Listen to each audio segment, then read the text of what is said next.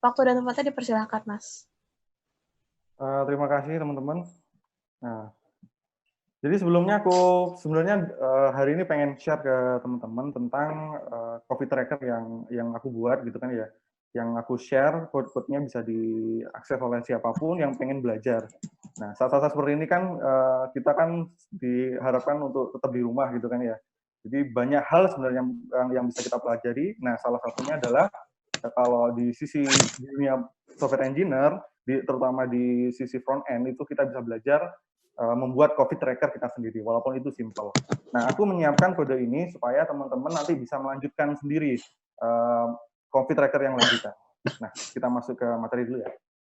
Nah, coffee tracker yang ada. Nah, ini salah satu coffee tracker favoritku dari beberapa coffee tracker yang aku research, yaitu coffee tracker milik Bing. Jadi kita samakan persepsi dulu ya, apa sih coffee tracker itu sebenarnya?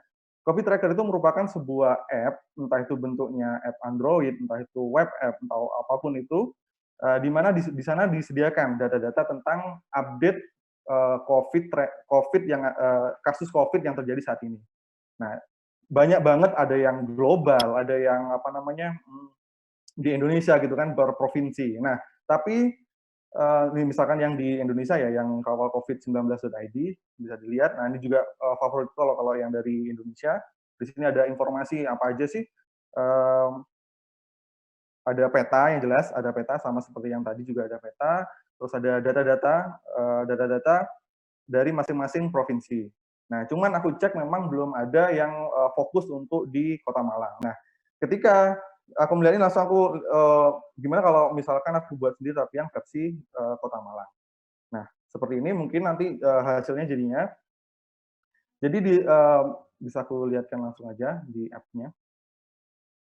Nah, coffee tracker yang aku buat ini memang masih simple ya, artinya dia tuh hanya fokus di trackernya doang, dan itu berbasis timeline.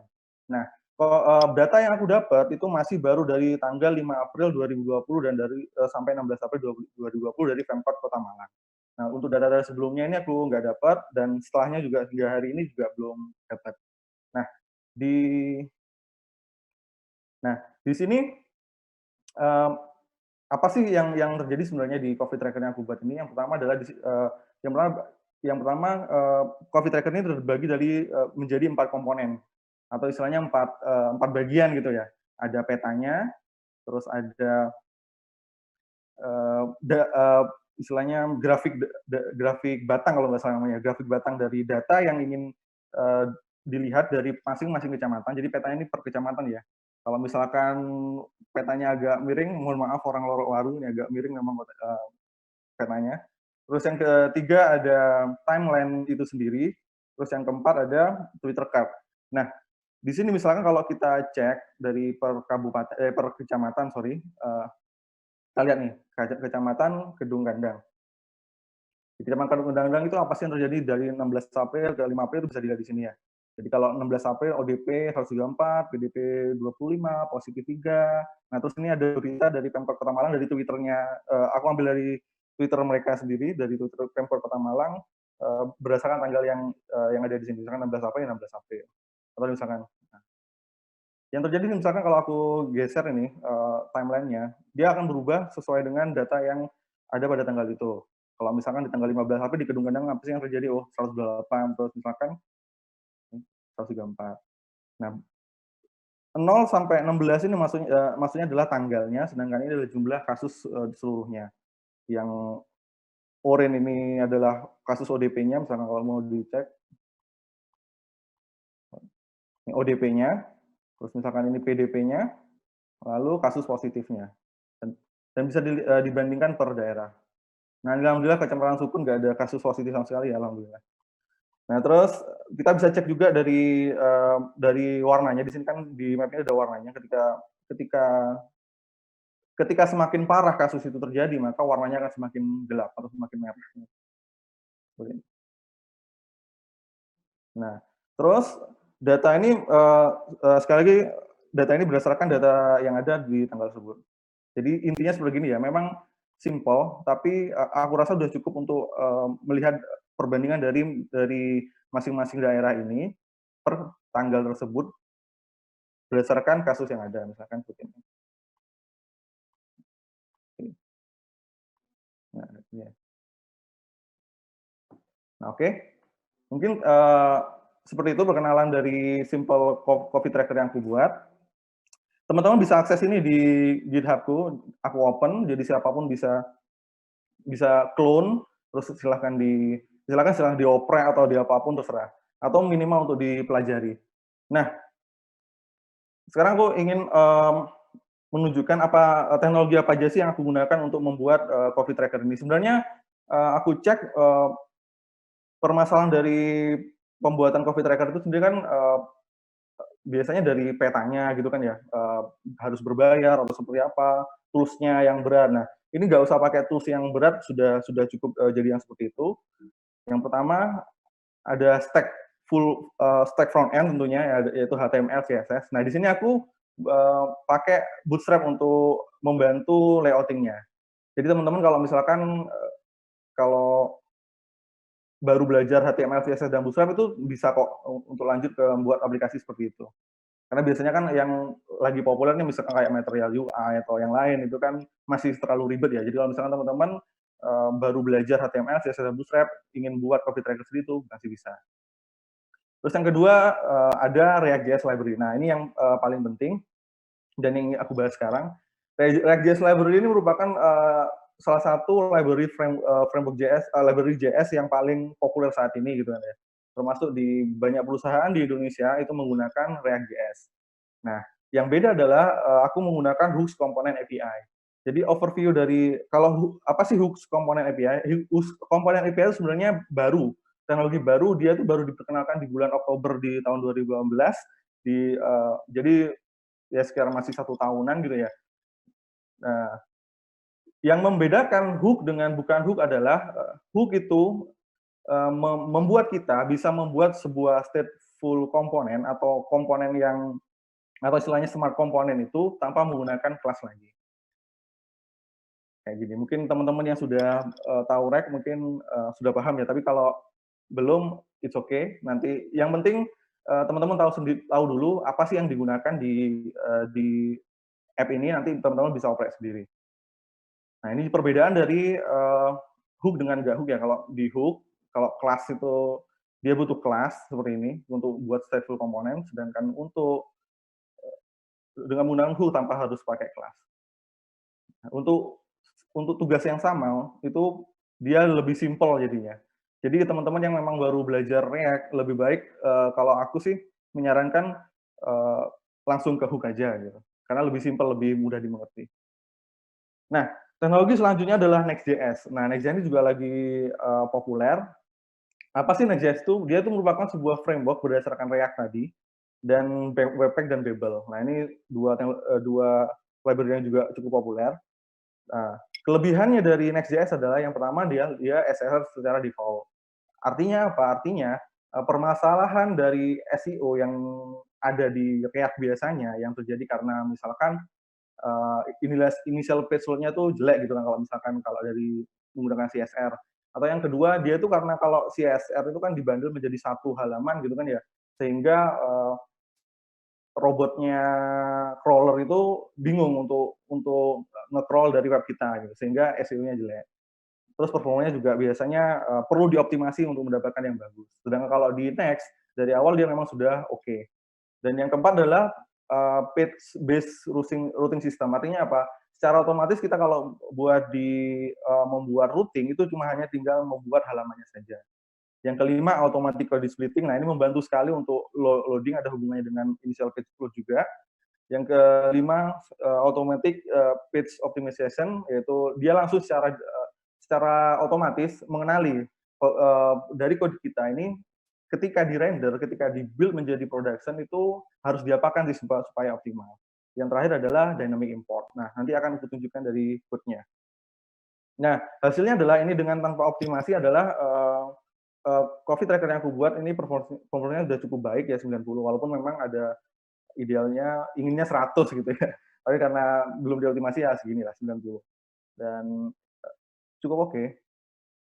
Nah, kita akan bahas dari beberapa komponen yang ada di Coffee Tracker itu. Yang pertama adalah tentunya yang paling utama adalah map komponen. Ini adalah komponen yang bisa dibilang paling berat ya. Aku dari cek melihat dari beberapa Coffee Tracker yang ada, memang yang membuat berat dari load dari halaman itu adalah map ini. Tapi bisa dilihat kalau tadi sebenarnya ini nggak sorry, padahal ini kalau kita refresh nggak cukup berat juga gitu ya. Nah, karena memang Next.js sangat membantu sekali. Nah, di map komponen ini sendiri, aku menggunakan Leaflet dan OpenStreetMap. Nah, keduanya ini gratis, jadi kalau teman-teman mau pakai silahkan, tanpa harus berbayar. Kalau Google Map itu kan sebenarnya gratis ya. Cuman untuk beberapa fitur dia mengharuskan kita untuk berbayar. Dan sistemnya kalau nggak salah yang terbaru adalah bentuk kredit gitu kan ya. Nah, jadi di map komponen ini ada leafletnya itu adalah bagian yang ini, seluruhnya ini, seluruh map ini ada di dalam leaflet. Lalu OpenStreetMap-nya aku gunakan untuk membuat layernya, sehingga bisa kelihatan nih kayak apa namanya jalan-jalannya, terus apa namanya warna merah ini apa nih bentuk bandara dan segala macam layernya. Nah, yang terakhir aku menggunakan GeoJSON untuk membuat peta Kota Malang sendiri. Nah, aku sekali lagi minta maaf lagi ke orang Loawaru ya kalau ini menceng gitu. Dan selanjutnya aku menggunakan untuk Grab komponen aku menggunakan library yang cukup populer yaitu D3JS. Bisa dilihat kalau dia itu di GitHub sendiri startnya hingga 91.000, weekly download hingga mencapai 1 juta. Nah, permasalahan dari D3JS itu ketika ingin digunakan di React itu karena agak cukup rumit ya, terutama kalau misalkan di React Hook kita harus membuat custom hook kita sendiri. Ya oke, mungkin itu perkenalan app dan overview dari teknologi yang aku gunakan ya. Dan selanjutnya kita coba ke bedah kode. Kalau mungkin ada teman-teman programmer di sini, silahkan dibuka, di-clone. Aku cuma ingin menunjukkan beberapa hal yang sekiranya penting supaya teman-teman kalau mau ngoprek itu tahu, oh bagian ini yang harus aku prek gitu kan ya. Jadi yang pertama adalah misalkan tentunya di index.js. Nah, jadi aku buat seluruh seluruh proses misalkan kayak request ke API itu dilakukan di index.js doang sebagai stateful komponennya. Sedangkan yang di lain di komponen lain di stateless komponen ini aku buat benar-benar bersih supaya ketika ada permasalahan kita bisa ngedebug dengan cukup cepat gitu. Nah, dari yang tadi ada map komponen ya. Yang kedua ada map komponen. Nah ini, map komponen ini yang termasuk yang paling penting di sini, yang menunjukkan mapnya. Bisa dilihat kalau aku menggunakan React Leaflet. Nah, ada 3 objek yang aku gunakan di sini adalah yang pertama adalah map, objek map itu sendiri tentunya, terus tile layer, dan juga GeoJSON. Nah, mungkin teman-teman bertanya, apa sih sebenarnya GeoJSON itu kan ya? Kenapa kok bisa membentuk peta? Aku coba kasih tahu misalnya di sini. Nah, GeoJSON itu sebenarnya kayak JSON biasa ya, tapi dengan format tertentu. Nah, format seperti ini, misalkan type, feature collection, type datanya, bla bla bla bla. Nah, yang paling penting adalah, nah ini. Jadi teman-teman bisa kok sebenarnya bikin peta sendiri ya. Nah, tapi harus, nah ini, membuat poligon dari areanya. Misalkan kayak ini tadi. Nah, ini poligon areanya berapa, kayak gitu. Nah, di sini ada per blok ini ya, misalkan kayak ini, apa ini, Lowaru gitu ya, Lowaru, terus Sukun, Klojen. Nah, itu oleh GeoJSON dianggap sebagai feature. Kalau teman-teman yang biasa dengan data tuh, ini disebut dengan feature. Jadi ada 5 feature di sini. Bisa dicek di sini ada 5 feature. Nah, nih. Ada feature Lowaru, aku kasih nama dengan poligon tertentu. Terus ada feature Sukun dengan poligon tertentu. Nah, GeoJSON tadi akan istilahnya di-compute oleh leaflet tadi sehingga dirubah menjadi blok peta tadi. Nah, untuk tile-nya sendiri aku menggunakan OpenStreetMap ya. Jadi kayak gini cara makainya. Nah, teman-teman bisa memakai yang lain kalau mau misalkan seperti Mapbox atau layarnya Google Map itu bisa. Nah, kalau aku sendiri jujur suka yang dari OpenStreetMap karena dia kelihatan warnanya tuh lebih lebih apa ya, lebih lembut gitu. Terus bagian-bagian yang sebenarnya cukup tricky. Nah, yang menunjukkan kalau pentingnya penggunaan area hook di sini adalah yang ini. Di sini misalkan di dua hal ini. Jadi apa sih yang terjadi? Kalau bagi yang belum teman-teman yang belum tahu, use effect ini sebenarnya kalau di React itu sama seperti kayak komponen life cycle. Nah, di sini bedanya aku buat dua life cycle memang yang pertama adalah aku nge-define hal-hal apa sih yang harus dilakukan setelah komponen itu di-render, sedangkan yang di sini adalah apa yang harus app-ku lakukan ketika setiap ada perubahan dari state tertentu misalkan. Nah, di sini yang cukup tricky karena apa? Next.js itu kan kayak tadi ya, targetnya adalah di-build sebagai production. Sedangkan map itu sendiri, termasuk yang live ini adalah hanya bisa di-render ketika di browser saja, nggak bisa di server. Nah, aku melakukan trik seperti ini supaya map ini bisa di-render setelah server itu ngebundle gitu. Caranya menggunakan dynamic dari next dari fitur dari Next sendiri. Jadi yang pertama aku lakukan adalah import dulu Next Dynamic. Setelah itu aku render dia ketika sudah selesai istilahnya bundle-nya itu sudah dikirim ke browser gitu ya. Atau bahasanya SSR-nya mati gitu. Terus bagian yang penting lagi adalah di slider. Slider ini adalah untuk komponen dari timeline-nya. Selanjutnya ada apa ya? Nah, grab. Nah, grafik sendiri juga butuh trik gitu kan ya, supaya bisa di-render di Next ini menggunakan React. Aku lihatkan dulu seperti apa sih sebenarnya stack bar yang ini ada nih. Stack bar-nya ini sebenarnya simple gitu ya. Dia menggunakan stack bar chart gitu dengan data yang diolah terus ditampilkan di sini. Nah, bagian yang sedikit rumit itu adalah ketika menampilkan observer-nya. Observer itu bisa dibilang layer dari SVG-nya dan segala macam. Nah, karena SVG itu kan istilahnya apa ya? Dia tuh nggak kedetek gitu kan dari JSX-nya, maka aku harus buat ngetrik dia supaya aku ambil ref-nya gitu. Jadi aku ambil ref-nya dari SVG-nya, aku sentuh DOM aslinya, nggak virtual DOM-nya, dan aku gunakan itu. Nah, mungkin di situ triknya. Terus aku kasih use effect di sini supaya apa? Supaya ketika terjadi perubahan kayak gini, misalkan perubahan dari data dari state yang ada, nah itu dia datanya ikut berubah. Kalau misalkan nggak aku lakukan ini, dia walaupun aku lakukan apa aja tetap bakal diem misalkan di 16 April kayak gitu, di data initial value-nya. Nah, mungkin yang terakhir adalah nah ini adalah contoh dari custom hook yang aku buat untuk mengatasi observer-nya ya. Jadi observer-nya itu agak sulit gitu untuk diolah. Nah, aku buat custom hook sendiri dan itu ada di use resize observer. Nah, teman-teman kalau misalkan mau nge-custom, nah ini bagian yang cukup penting, mungkin bisa teman olah sendiri kayak gitu. Terus yang terakhir Twitter card, ya.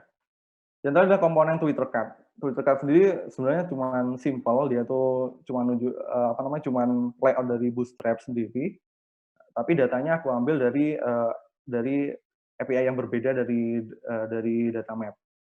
Nah, aku juga ingin menunjukkan bagaimana sih untuk nge-build secara production gitu. Yang pertama adalah kita harus nge-define dulu ya.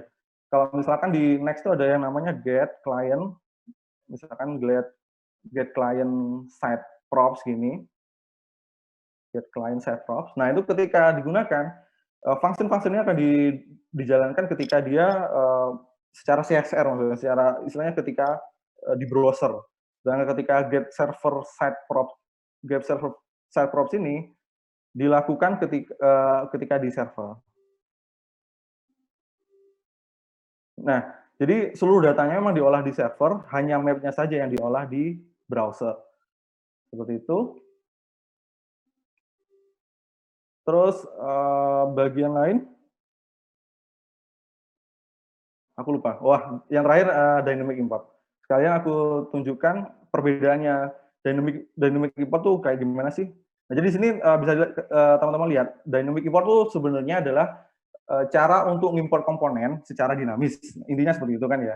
Nah, dinamisnya seperti apa? Bisa dibilang kayak tadi ini. Misalkan ketika SSR-nya false atau ketika SSR-nya masih true kayak gitu. Nah, perbedaannya apa sih? Bisa dilihat ini kan ketika tadi aku ngebundle dengan dynamic import ya. Itu hasil bundle-nya adalah per slot-nya 66,7 kilobyte. Misalkan aku coba pakai import biasa gitu kan ya. Seperti import biasa. Aku coba analyze.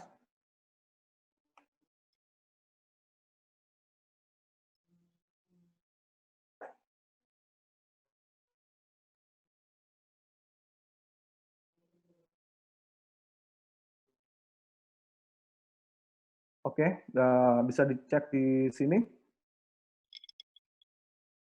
Oke, masih proses.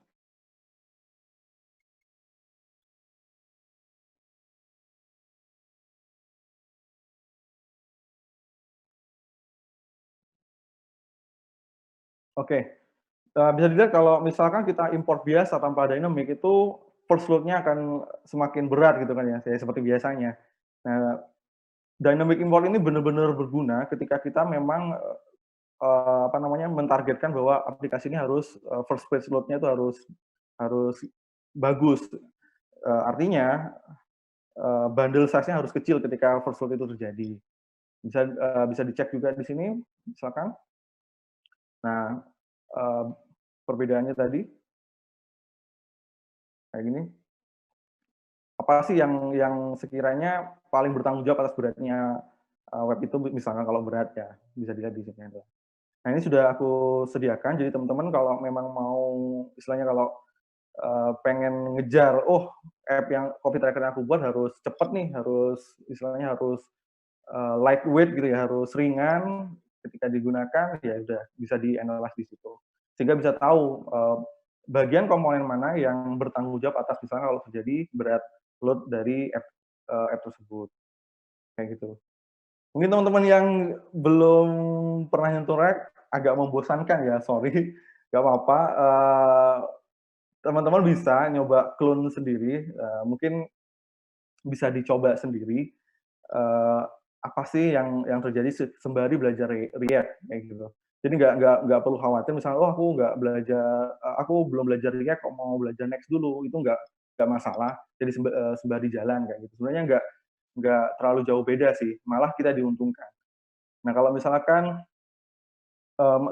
seperti misalnya kalau pakai CRA biasa ya, pakai Create React App itu kita kalau ketika membuat page itu harus buat istilahnya routingnya dulu dan segala macam. Sedangkan kalau di Next.js ini nggak perlu.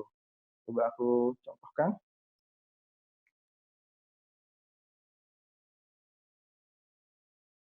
Misalkan aku mau buat page baru yang namanya kan rootnya itu misalkan news gitu ya, news.js.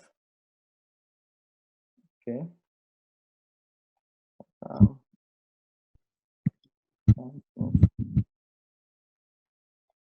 Kita buat simple saja, mau ngasih tahu.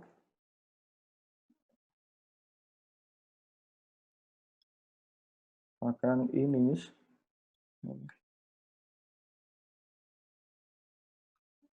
Wah, jadi lemot ya. Nah, ini. Kita coba buka rootnya news.